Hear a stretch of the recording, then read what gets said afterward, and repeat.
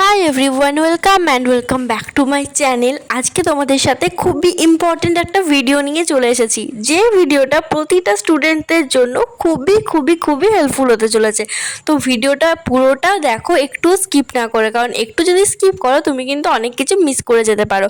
তো বেশি বকবক না করে প্রথম থেকে তোমাদের পরপর কথাগুলো বলতে স্টার্ট করি। তো তোমরা প্রথমেই যখন নিজের দিনটাকে প্রোডাক্টিভভাবে নিয়ে যেতে চাইবে বা সবসময় চেষ্টা করবে নিজের লেভেলটাকে আপ করার, তাহলে কয়েকটা কথা তোমাদের মাথায় রাখতে হবে। তো কয়েকটা টিপস আর ট্রিক শেয়ার করছি, এগুলো কিন্তু তোমরা প্রতিদিন ফলো করো, তাহলে কিন্তু তোমাদের স্টাডিটা অনেকটা ইমপ্রুভমেন্ট হবে। প্রথমেই যে জায়গাতে পড়তে বসবে সেই জায়গাটা কিন্তু একদম পুরো নিট অ্যান্ড ক্লিন রাখো। দেখবে যখনই জায়গাটা পরিষ্কার থাকবে, জায়গাটা গোছানো থাকবে, আমরা যেটাই পড়ি সেটা কিন্তু আমাদের খুব ভালো মনে থাকবে। তোমাদের যদি পড়ার টেবিল নাও থাকে, যেখানে পড়তে বসো সেই জায়গাটাকে কিন্তু একটু গুছিয়ে রাখো। আমি যেমন প্রতিবারের মতো বিছানাতেই পড়তে বসি, এটা একটা আমার অভ্যেস হয়ে গেছে। আর ছোট্ট একটা টেবিল আছে, যেটা সবসময় জানলার পাশে রেখে পড়ার চেষ্টা করি, তাহলে বাইরে থেকে বেশ সুন্দর একটু হাওয়াও আসে, পড়াতে একটু এনার্জি আসে। সেকেন্ড যে পয়েন্টটা বলছি সেটা হচ্ছে, প্রতিদিন আগের দিন স্কুল বা টিউশন বা কলেজে যেটা পড়িয়েছে সবার আগে সেটা কিন্তু ভালো করে পড়ো। যখনই তুমি স্কুল টিউশনের পড়াগুলো রেগুলারভাবে করতে থাকবে, তাহলে দেখবে সিলেবাসটা খুব সুন্দর তাড়াতাড়ি কমপ্লিট হয়ে যাবে। আর কোনো দিন যদি পড়া বাকি রেখে দাও, তাহলে একটা সময় দেখবে পাহাড় সমান পড়া জমে আছে। সেজন্যই বলবো, স্কুল বা টিউশনে যেগুলো করাচ্ছে সেগুলো কিন্তু খুব মনোযোগ সহকারে করো। আমাদের আবার অনেকের ধারণা থাকে যারা টপ করে তারা হয়তো সারাদিন পড়ে, কিন্তু এই কথাটা কিন্তু একদমই ঠিক না। সারাদিন পড়েও কিন্তু টপ করা যায় না, আবার 1 ঘন্টা পড়েও কিন্তু অনেক ভালো রেজাল্ট করা যায়। তার কারণ একটাই, তুমি যতটা মনোযোগ সহকারে পড়বে, তুমি যতটা ডিস্ট্রাকশন ছাড়া পড়বে, ততই কিন্তু পড়াটা খুব ভালো করে মনে থাকবে। ধরো তুমি 8 ঘন্টা এক নাগাড়ে পড়েই যাচ্ছ, অথচ দেখলে সেই 8 ঘন্টার মধ্যে 1 ঘন্টা যেটা পড়েছো সেটাই মনে আছে। তো সব সময় চেষ্টা করো পড়াটাকে এক টানা না করে পার্টে ভাগ করে রাখার। আর এর জন্য দরকার একটা পারফেক্ট টাইম টেবিলের সাথে একটা পারফেক্ট সারাদিনের রুটিন, যেটা তোমরা প্রতিদিন ফলো করতে পারো।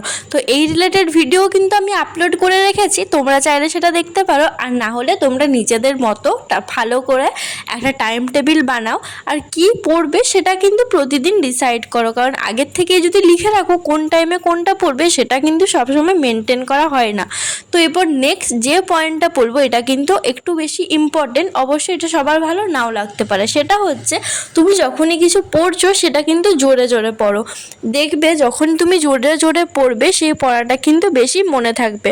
আমরা পড়ার সময় আমাদের যদি সমস্ত ইন্দ্রিয়গুলোকে খুব ভালো মতো কাজে লাগাতে পারি, তাহলে কিন্তু সেটা খুব ভালো মনে থাকে।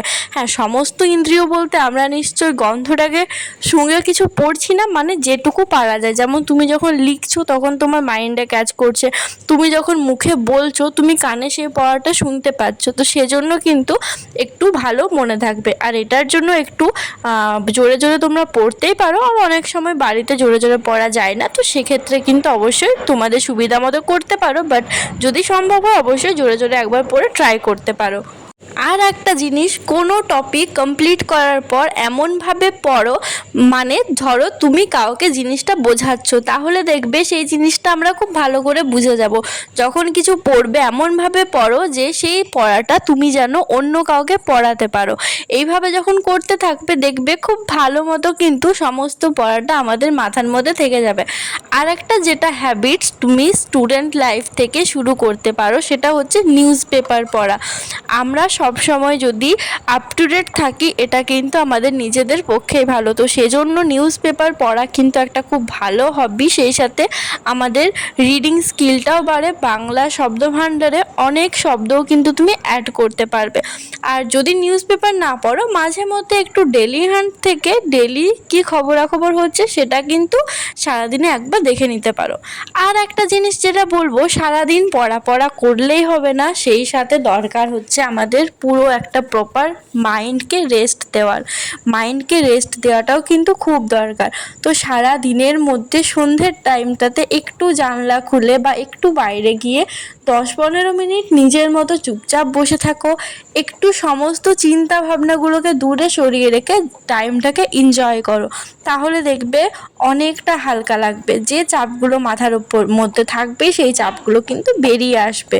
নেক্সট পয়েন্ট হচ্ছে গ্রীষ্মকালে একটু শরীরের যত্ন নেওয়া, না হলে কিন্তু পড়ার প্রতি এনার্জিটা একদম কমে যাবে। তো একটু বেশি করে জল খাও, সেই সাথে যদি পারো তো প্রতিদিন একটু করে ফল খাওয়ার চেষ্টা করো, না হলে সবুজ শাকসবজি। আমি সবুজ শাকসবজি খেতে একদমই বেশি পারি না, তো সেজন্য মাঝে মধ্যে গ্রীষ্মকাল হলে একটু ফল খাওয়ার চেষ্টা করি। এই যে কথাগুলো বললাম এইগুলো তোমরা যদি পারফেক্টভাবে প্রতিদিন ফলো করতে পারো তাহলে দেখবে একটা টাইমে এসে 1-2 সপ্তাহের মধ্যে কিন্তু নিজের মধ্যে অনেকটা ইমপ্রুভমেন্ট আনতে পারবে। আর ভিডিওটা কন্টিনিউ করার আগে তোমরা কে কোন ক্লাসে পড়ছো বা কে কী করছো সেই কমেন্টটা কিন্তু অবশ্যই করে যেও, তাহলে কিন্তু আমি সেই রিলেটেড ভিডিও আবার আনার চেষ্টা করব। চলো এরপর নেক্সট পয়েন্টে আসছি, সেটা হচ্ছে টু ডু লিস্ট বানানো। টু ডু লিস্ট বানানোটা কিন্তু আমাদের প্রতিটা স্টুডেন্টকে ফলো করাটা একটা মাস্ট করতেই হবে। আমি এই জিনিসটা আগে ফলো করতাম না, বাট এখন বুঝতে পারছি এই জিনিসটা কতটা হেল্প করে। ধরো তুমি যখন খাতায় কিছু লিখে রাখছো যে আমাকে আজকে এই সাবজেক্টগুলো পড়তে হবে, তাহলে কিন্তু পড়ার এনার্জিটা আরেকটু বেড়ে যাবে। আর কোনো দিন ধরো টু ডু লিস্টের কোনো পড়া যদি কমপ্লিট করতে না পারো, তাহলে পরের দিন যেটা বাকি আছে সেটা আগে কমপ্লিট করো, তারপর নতুন পড়া শুরু করো। চলো এই গেল টু ডু লিস্টের কথা। এরপর আসি রিভিশনের কথাতে। রিভিশন করাটা কিন্তু আমাদের সকলের খুবই প্রয়োজন। রিভিশন করা, মক টেস্ট দেওয়া, পিওয়াইকিউ সলভ করা, তো এগুলোর জন্য কিন্তু টাইম দরকার। সব থেকে ভালো প্রসেস হচ্ছে প্রতি সপ্তাহে একটা দিন নির্দিষ্ট করে রাখো শুধুমাত্র রিভিশনের জন্য। ধরো সেই সপ্তাহে টিউশন বা স্কুলে যেগুলো করিয়েছে সেগুলো তুমি সপ্তাহে একটা দিন সারা দিন শুধু রিভিশনের জন্য দাও, তাহলে দেখবে পড়ার চাপটাও একটু কম থাকবে, আর সেই সাথে কিন্তু তোমার রিভিশনটাও হয়ে যাবে। তাহলে পরীক্ষার আগে তোমাকে অতটা টাইম ধরে কিন্তু রিভিশনের জন্য দিতে হবে না। তো এই পুরো ভিডিওতে পড়ার রিলেটেড অনেক কিছু বলে ফেললাম, কয়েকটা জিনিস মিস করে গেছি সেটা ভিডিও শেষে অ্যাড করে দিই।